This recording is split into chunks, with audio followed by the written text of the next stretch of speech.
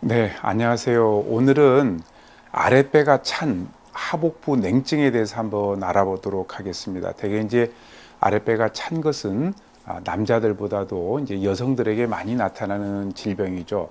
한의학에서는 부인병 10병 9냉격이라는 말이 있습니다. 이 말은 여성이 앓는 병 가운데 열의 9은 몸이 차서 생긴다라는 그런 의미를 가지고 있는데요. 실제로 아랫배가 차고 허리에 찬 바람이 들어오는 것 같은 느낌이 들고 또 여러 가지로 불편한 경험을 하는 여성분들이 의외로 많습니다. 그래서 오늘은 이렇게 아랫배가 찬 증상을 한의학에서는 어떻게 진단하고 치료하는지 알아보도록 하겠습니다. 아랫배가 찬 증상을 한의학에서는 하복부 냉증이라고 하는데 이런 증상을 경험하는 여성분들이 많이 계시는지요? 네, 많죠. 냉증이라고 하는 것은 신체의 특정한 부위가 유달리 다른 부위보다도 차가운 증세를 말하는데 특히 아랫배가 찬 증상을 하복부 냉증이라고 하는데 사람들은 아랫배가 얼음처럼 차다 또 아랫배에 찬바람이 든다라는 그런 표현을 많이 씁니다. 이 하복부 냉증은 외부의 찬 기운으로 인해서 생기는 것보다는 우리 몸에 뜨거운 양의 기운이 쇠약해지고 상대적으로 차가운 음의 기운이 비정상적으로 왕성해져 가지고 하복 부위가 차고 시려운 증상이 생긴 것이라고 볼 수가 있죠. 남성들에 비해서 여성들이 이런 증상을 더 많이 호소하는 건 왜 그럴까요? 조금 전에 말씀드렸던 것처럼 부인병 10병 9냉격이라는 말이 있다고 했지 않습니까? 부인병 10가지 중에 9은 냉증과 관련이 있다라는 얘기인데 이 하복부 냉증은 아무래도 여성들에게 훨씬 더 많이 나타납니다. 그러한 이유는 생리와 임신, 출산을 통한 호르몬의 변화는 혈관의 확정과 수축에 많은 영향을 주게 되고요. 특히 폐경 이후 여성들은 난소 기능이 떨어지면서 혈관 기능도 같이 저하되는 경우가 많기 때문에 여성들에게 하복부 냉증이 당연히 많이 발생될 수밖에 없죠. 또 여성들은 스트레스에 민감하고 정서적으로도 예민한 것도 하복부 냉증이 생기는 한 원인이 되기도 합니다. 옛날 어른들은 아랫배가 따뜻해야 아기가 잘 들어선다 이런 당부를 하곤 하셨죠. 아랫배가 따뜻하면 임신에 도움이 되는지요. 여성들은 배가 따뜻해야 한다라는 어른들의 말씀이 있었는데요. 이 배가 차다라는 것은 자궁이 차서 임신하기 힘들다라고 이렇게 하신 말씀들입니다. 의학적으로는 꼭 그렇지 않다고 하지만 최근 이스라엘 와이즈만 연구소의 연구진이 학술지 네이처에 아주 흥미로운 연구 결과를 발표했는데요. 난자가 정상적으로 수정되는 곳은 정자가 난자를 만나기 위해 가지고 통과하는 다른 부위보다도 온도가 2도 정도 높고 정자가 난자에게 가는 길을 스스로 찾아가는 것은 바로 이런 온도 차이를 감지할 수 있기 때문이라는 그런 이론을 주장하기도 했습니다. 그렇기 때문에 하복부 냉증으로 자궁과 난소가 따뜻해지지 않으면 정자가 난자를 찾아가는 것에 문제가 있을 수 있다는 얘기입니다. 따라서 일상에서 하복부 냉증을 완화시키는 노력을 꾸준히 하는 것이 임신에 매우 중요한 문제일 수도 있습니다. 그럼 이렇게 아랫배가 차가운 분들은 평소에 어떻게 관리를 하는 것이 중요할까요? 첫 번째는 노출이 심한 배꼽티나 미니스커트 또 하복부를 꽉 째는 옷 같은 것은 피하는 것이 좋겠고, 두 번째는 하복부가 따뜻하도록 이렇게 따뜻한 복대 같은 것을 하는 것도 괜찮겠고요. 혈액순환이 원활하게끔 하루에 30분 정도 운동을 해주는 것도 도움이 되겠고, 반신욕을 하는데 일주일에 3번, 한 번에 20번 정도가 좋습니다. 그리고 저녁에 잘 때 이불을 좀 잘 덮고 자는 것도 중요하겠죠. 화를 내지 않는 것도 좋습니다. 화를 내면은 열이 나는 것과 같아도 실제로는 인체의 상부는 열감을 느끼지만 하복부는 오히려 차가울 수 있기 때문에 그렇습니다. 아랫배가 찬 분들이 드시면은 도움이 될 만한 음식을 추천해 주십시오. 네. 음식 중에서는 몸을 따뜻하게 하는 음식이 있는가 하면은 반면에 몸을 차갑게 하는 음식이 당연히 있죠. 몸이 차가운 사람들은 몸을 따뜻하게 하는 음식을 많이 먹고 차갑게 하는 음식을 멀리 하는 것이 당연히 좋습니다. 몸을 따뜻하게 하는 음식은 우선 숙성되거나 또 발효하는 과정 속에서 성질이 따뜻하게 변하고 소화 기능을 돕고 몸을 데워주는 효과가 있습니다. 예를 들게 되면은 된장이나 고추장, 청국장, 홍삼, 김치, 그리고 옐로우 푸드도 몸을 따뜻하게 만들어 줍니다.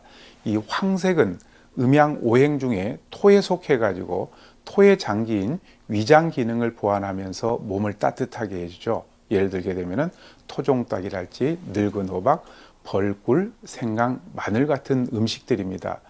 레드푸드는 붉은색의 음식, 대개 이제 이런 음식들은 몸을 뜨겁게 하는 열성의 성질을 가지고 있어서 빠른 시간 내에 말초 혈관까지 몸을 데워주는 효과가 있습니다.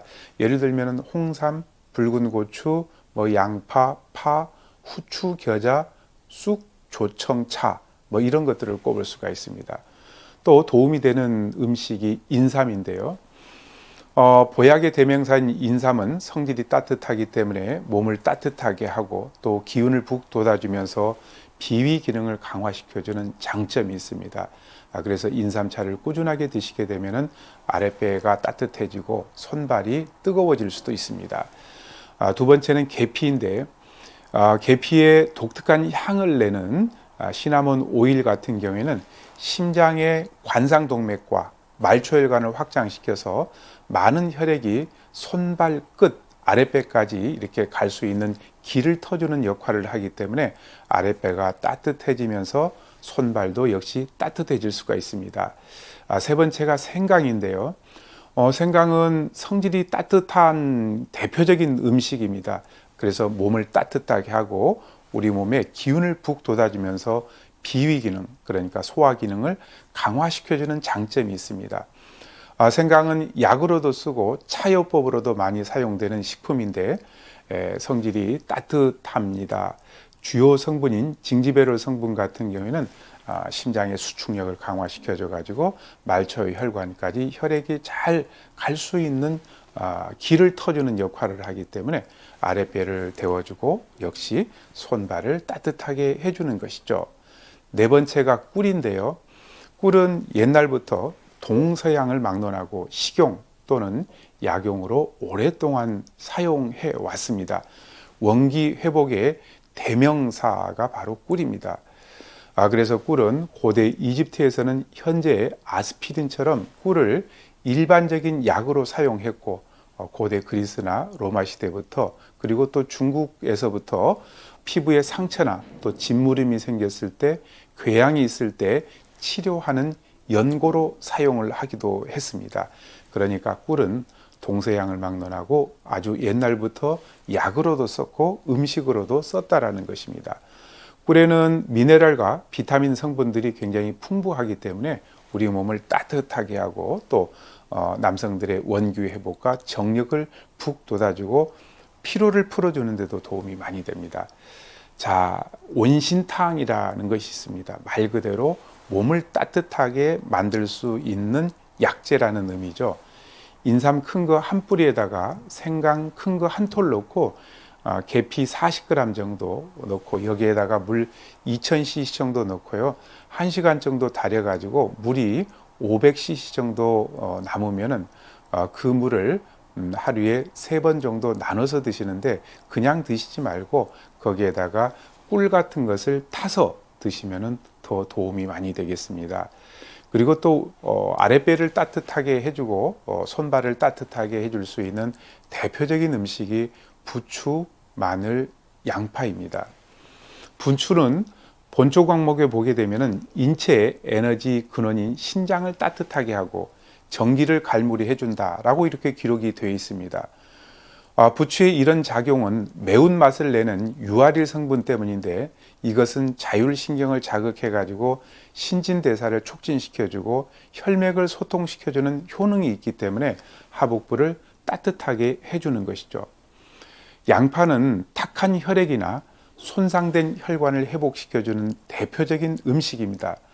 양파에 들어있는 이 퀘르시틴 성분 자체는 항산화 작용으로 동맥경화를 방지하는 효능이 있을 뿐만 아니라 이 매운맛을 내는 유아릴 성분은 혈관을 확장시켜주는 역할을 하기 때문에 수족 냉증과 아랫배를 따뜻하게 해줄 수가 있는 것입니다.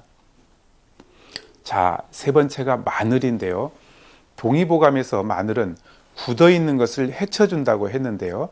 마늘에 들어있는 매운맛을 내는 알리신 성분 자체는 혈관을 확장시켜주고 혈관 벽에 끼어 있는 찌꺼기 같은 걸 없애주는 역할을 하기 때문에 손발을 따뜻하게 하고 손발 저림이나 아랫배를 따뜻하게 해줄 수 있는 것입니다. 한의원에 가면은 아랫배에 숙뜸을 놓기도 하던데요. 이런 것도 도움이 되는지요? 네, 도움이 되죠. 얼음을 녹이는 것이 바로 뜨거운 열기인데요. 그런 의미에서 냉증에는 뜸이 가장 효과적인데 배꼽 위에 흔히들 배꼽을 신골이라는 경혈로 불리고요. 그리고 이제 배꼽 아래 5cm 되는 경혈 우리가 간원이라고 그러죠. 흔히들 단전이라고 얘기를 합니다. 배꼽이 신골 같은 경우에는 인체의 난로인 신장과 연결된 통로로서 배꼽에 뜸을 뜨게 되면은 신장의 열기가 온몸에 전달되고 그래서 손발이 찬 수족 냉증과 아랫배가 찬 하복부 냉증에 당연히 도움이 되겠고요. 배꼽 아래 5cm 관원 우리가 흔히들 단전이라고 하죠. 배가 차다는 것은 우리 몸속의 근원인 단전의 에너지가 고갈되었다라는 의미입니다.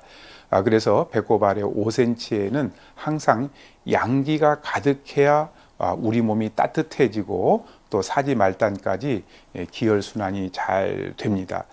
그래서 관원혈에 그러니까 단전혈에 뜸을 뜨는 것도 도움이 되는데 자, 요즘은 뜸을 뜨는 방법들이 옛날에는 쑥뜸을 말아 가지고 피부 위에다가 직접 떴지만 요즘은 뜸관을 이용해 가지고 뜨는 간접뜸이 효과도 좋고 그리고 또 부작용도 적고 그리고 또 피부에 상처를 입히지 않아서 좋습니다. 그래서 이런 구멍이 여러 개 난 뜸관을 이용을 해 가지고 간접뜸을 뜨면은 도움이 되죠. 이런 하복부 냉증에 해가 되는 음식도 있습니다. 첫 번째는 카페인이 많이 들어있는 음료는 혈관을 수축시켜 주기 때문에 아무래도 카페인이 들어있는 커피나 홍차 이런 음료는 적게 드시는 것이 좋겠고 그리고 비타민이 부족하게 되면은 말초신경에 영향을 주어 가지고 수족 냉증을 유발시킬 수 있기 때문에 좀 비타민이 많이 들어있는 음식 같은 것을 잘 섭취를 하는 것도 중요하겠고 고지방의 음식은 동맥경화를 생기게 해서 수족 냉증을 유발시킬 수도 있습니다.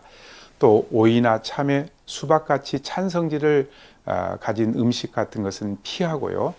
채소도 샐러드나 생식처럼 차게 먹기보다는 살짝 익혀서 따뜻하게 먹는 것도 괜찮습니다. 자, 마지막으로 이런 하복부 냉증에 도움이 되는 처방을 소개해 드리겠습니다. 회양반총 사물탕이라는 처방이 하복부 냉증에 도움이 많이 되는데 소해양이 주 약재로 되어 있죠. 창출, 감초, 총백, 삼능, 복령, 청피, 그 다음에 정향, 사인, 현오색, 육계 건강 숙지향 당기 천궁 작약 이렇게 되어 있는데요. 대개 이제 소해양 같은 경우에는 온성 진통제입니다. 그러니까 따뜻한 성질을 가진 진통시킨 약재라는 의미죠. 아랫배를 굉장히 따뜻하게 해주고 이 하복부를 데워주면서 순환을 촉진시켜주는 성질을 가지고 있고요. 삼능이란 약재는 아랫배에 뭔가 울체되어 있고 맺혀져 있는 것을 풀어주는 약재고요. 창출, 청피, 사인은 소화기를 돕고 하복부의 기혈순환을 촉진시켜주는 역할을 가지고 있습니다. 숙지향 당기 천궁 작약은 사물탕의 재료이죠. 우리 몸에 혈을 보여주는 역할을 합니다. 숙지향은 철분 성분들이 풍부하기 때문에 혈액 성분을 제공하고 당귀는 골수의 조혈 기능을 촉진시켜주고 천궁은 혈관을 깨끗이 청소해주고 혈액순환을 촉진시켜주고 백작약은 혈액을 수렴해가지고 쓸데없는 소모를 막아주고 건강 육계 총백은 혈관을 확장시켜주고 혈액순환을 촉진시켜주면서 아랫배를 따뜻하게 해주는 역할을 가지고 있습니다. 그래서 이렇게 아랫배가 차고 손발이 찰 때는 회양반총 사물탕을 잘 활용을 해보는 것도 많은 도움을 받을 수가 있을 겁니다. 오늘은 여성들이 불편해하는 하복부 냉증에 대해서 한번 알아봤습니다. 감사합니다.